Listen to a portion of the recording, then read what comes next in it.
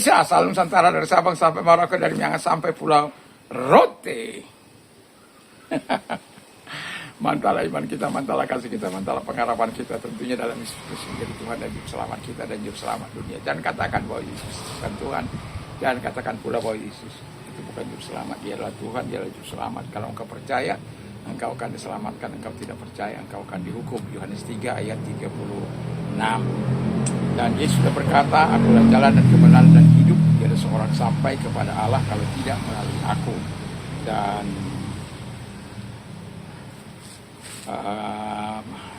Petrus mengatakan dalam Kisah Rasul 4 ayat 12, dan keselamatan tidak ada dalam siapapun selain dalam Dia Yesus Kristus, karena di bawah kolong langit ini tidak ada nama lain yang diberikan kepada manusia yang olehnya kita diselamatkan. Dan kemudian adalah yang ketiga, ada dalam Kisah Rasul 16 ayat 31, percayalah kepada Tuhan Yesus Kristus maka engkau dan seisi rumahmu akan diselamatkan. Mantap!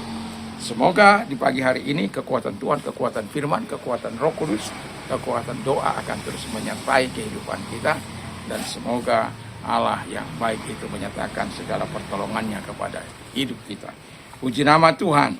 Dan tema kita adalah visi dan misi pribadi. Ini saya ingin mungkin bercerita bagaimana cara membuat visi misi pribadi kita supaya kita punya arah, punya kompas kehidupan ini. Sehingga di dalam kehidupan kita sebagai bapak, sebagai gembala, sebagai pemimpin, kita punya visi misi yang bisa mengarahkan kita, sekalipun mungkin jatuh bangun, tapi kita tetap akan kembali kepada arah kita. Itu sesuatu yang sangat luar biasa. Nah, jadi sebelum kita masuk, kita berdoa dulu. Terima kasih Tuhan, kiranya Tuhan menerangi kami sehingga setiap kami tidak ada satupun yang tidak punya visi dan misi dalam kehidupan ini. Sehingga kami tahu arah kami, kompas, visi misi itu adalah kompas kehidupan kami. Karena tanpa visi liarlah rakyat, itu kata firman-Mu. Dan orang yang punya visi, dia tahu di mana dia berada, dia mau kemana, dan dia tahu caranya bagaimana dia sampai ke sana. Dan itulah sebabnya Tuhan menolong kami, dan ibu-ibu kami, bapak-bapak kami, saudara-saudara kami, audiens kami yang sebaya dengan kami. Dalam hal ini juga Tuhan memberkati, Tuhan menolong. Dan terpujilah Engkau, kami bersyukur, kami berterima kasih dalam nama Yesus. Haleluya. Amin. Puji nama Tuhan. Saya membacakan dulu, Amsal katakan bahwa tanpa visi liarlah rakyat. Tetapi ini yang perlu saya katakan sebagai ayat apa kita untuk terus menolong kita supaya tetap bertahan dalam kehidupan ini. Dikatakan dalam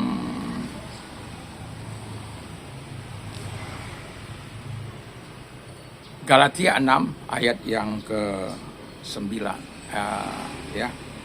Janganlah kita jemu-jemu berbuat baik, karena apabila sudah datang waktunya, kita akan menuai jika kita tidak menjadi lemah. Kalau dalam perkembangan yang lain ada kata dan tidak berputus asa. Dan saya ingin menyertakan itu, tidak berputus asa. Nah, yang mau saya katakan tentu kita, mengapa saya perlu bercerita ini, latar belakang lahirnya visi misi pribadi yang kuat, ya, supaya visi misi itu menjadi kuat dalam kehidupan kita, bukan karena kehebatan kita, bukan karena luar biasanya kita, tetapi karena ada sesuatu yang Tuhan taruh dalam kehidupan kita, ya. Misalnya, ya, satu contoh begini. Ada beban rohani yang Tuhan pasang di hati kita, ya, beban rohani di dalam hati kita. Ya, kita misalnya begini, kita ingin lebih efektif melayani Tuhan. Saya ingin lebih efektif melayani Tuhan. Dan saya ingin bermanfaat bagi keluarga saya. Ya, juga saya ingin berguna bagi jemaat yang saya layani.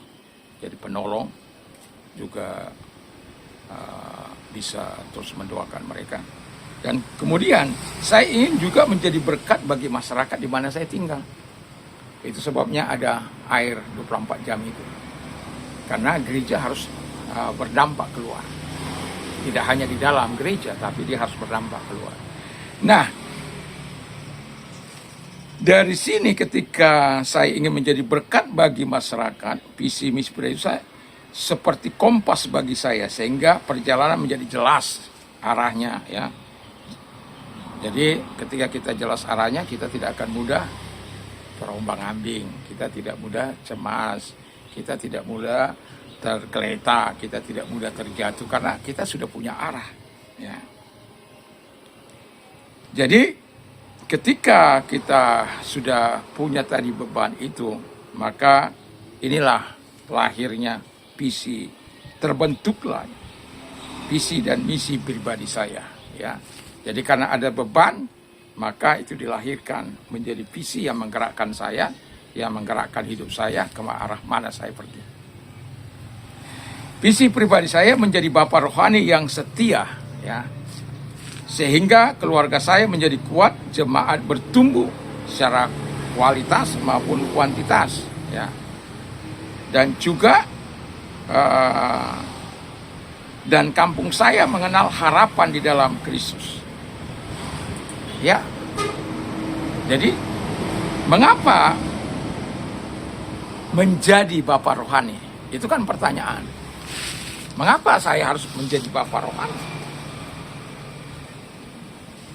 Kan saya bukan hanya sekedar pendeta, ya, bukan hanya sekedar pendeta, tapi saya juga ingin menjadi bapak rohani bagi orang-orang yang tidak punya siapa-siapa, atau punya orang tua tetapi tidak memperdulikan.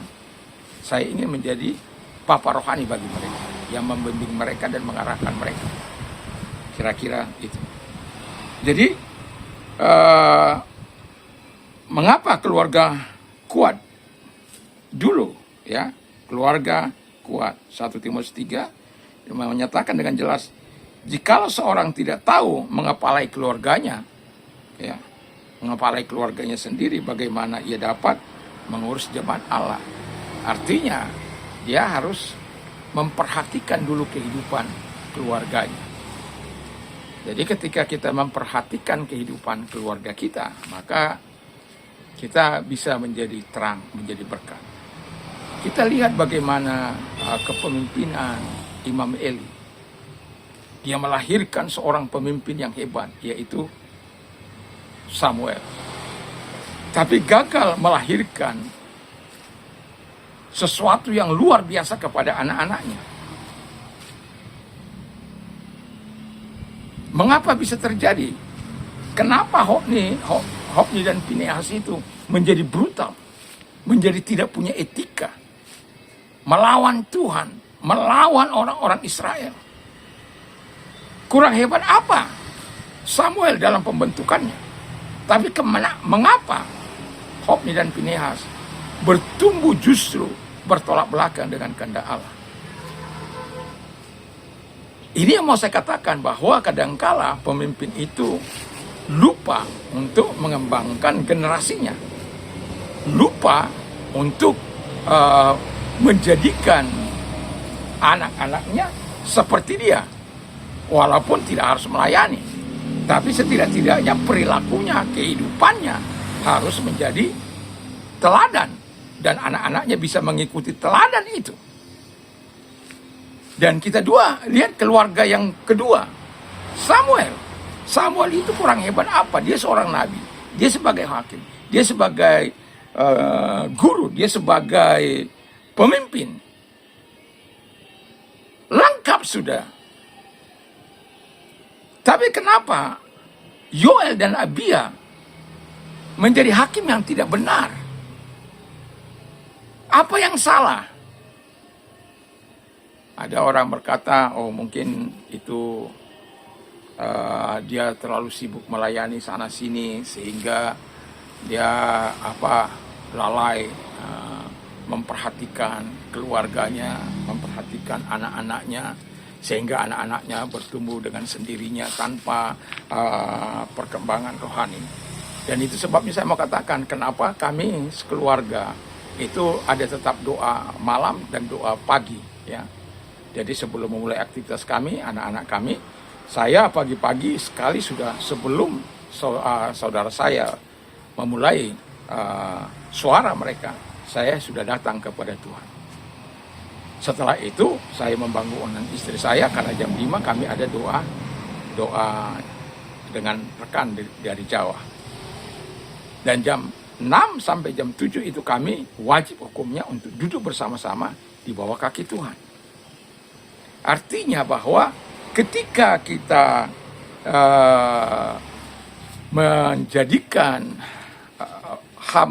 bapak rohani, tapi kita kadangkala lupa membawahi anak-anaknya kita sendiri. Lupa mengajarkan nilai-nilai kerajaan Allah, lupa mengajarkan hal-hal yang harus dilakukan. Sehingga mereka bertumbuh. Dan Anda ingat bahwa kemudian karena gagalnya Samuel melahirkan pemimpin yang sehebat dia, justru sebaliknya melawan, bertentangan dengan kehendak Allah. Mereka menerima suap, memutarbalikkan kebenaran. Jalan-jalan yang ditempuh adalah jalan-jalan yang bertolak belakang dengan apa yang dilakukan oleh Samuel. Dan pada akhirnya bangsa Israel meminta seorang raja karena kegagalan kedua anaknya, yaitu Yoel dan Abia. Kadangkala saya mau katakan pelayanan ini bisa terganggu oleh karena anak-anak kita. Makanya saya juga berkata kepada anak-anak saya, ya, saya tidak ingin menjadi pelayan Tuhan ini karena nafsu saya, tidak. Saya memang saya ceritakan bagaimana Tuhan memanggil. Bagi saya sebenarnya saya tidak menginginkan ini. Tapi karena panggilan Tuhan saya harus memenuhi. Dan itu sebabnya saya tidak pernah memaksakan anak-anak saya untuk menjadi seorang hamba Tuhan. Walaupun saya berdoa. Tapi kan itu panggilan Tuhan. Tidak boleh saya paksakan. Karena saya sudah melihat orang yang memiliki kerinduan melayani Tuhan. Bukan tidak boleh, bukan tidak ada bertahan, ada. Tapi saya melihat di masa angkatan saya, itu hampir semua gugur. Hanya 2 orang dari 30-an orang. Artinya bahwa saya katakan, kehidupan untuk bisa menjadi berkat itu tidak semudah membalik telapak tangan. Tapi kalau kita lahir oleh karena sebuah hal yang sangat menyenangkan, itu ya kita artinya kita harus bisa menjadi bapa bagi anak-anak kita yang baik. Yang ketiga adalah bapak rohani, terus kemudian jemaat yang bertumbuh. Mengapa menjadi jemaat yang bertumbuh? Supaya mereka kuat dalam firman Tuhan, hidup dalam kebenaran, hidup dalam kekudusan, hidup dalam kebenaran. Dan supaya semua jemaat itu serupa dan segambar oleh Tuhan. Tidak akan mungkin seorang anak 6 tahun, katakan 6 tahun atau 10 tahun, kita mau nikahkan kepada orang dewasa. Nggak akan mungkin. Kalau kita yang waras, nggak akan mungkin. Artinya kita akan mempersiapkan gereja Tuhan sebagai pengantin surgawi. Menjadi jemaat-jemaat yang dewasa, yang memuliakan Tuhan, yang hidup dalam kekudusan, yang hidup dalam kebenaran, yang hidup dalam ketaatan. Itu sebabnya menjadi jemaat yang bertumbuh secara kualitas dan kuantitas. Itu harapan kita. Tapi kalau disuruh memilih, kita akan memilih kualitas. Karena kita akan membawa mereka menjadi pengantin-pengantin surga. Tapi kalau bisa bertambah secara kuantitas, itu juga harapan kita.